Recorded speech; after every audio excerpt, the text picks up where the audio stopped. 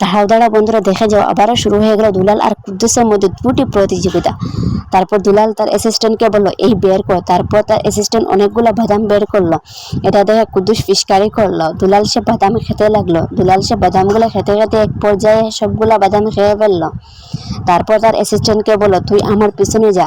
তারপর তার অ্যাসিস্ট্যান্ট পিছনে গেল এবং তারপর তার পিছন দিয়ে বাদামের বুটগুলো বের হতে লাগলো। তারপর তার অ্যাসিস্ট্যান্ট এটা সামনে নিয়ে আসলো। তারপর দুলাল কুদ্দুসকে বলল তুই কি পারবি করে দেখা। তারপর কুদ্দুস তার অ্যাসিস্ট্যান্টকে বলল এই বের কর।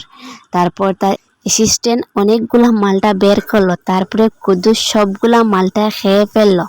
তারপরে পিছন দিয়ে এমন একটা জিনিস বের হলো, সেটা দেখলে আপনিও অবাক হয়ে যাবেন। মায়ের জন্য তো ভিডিওতে লাইক এবং সাবস্ক্রাইব সবাই করে, এবার দেখি বাবার জন্য কয়জনে ভিডিওতে লাইক এবং সাবস্ক্রাইব করে। যারা যারা বাবাকে ভালোবাসো তারা তারা আমাদের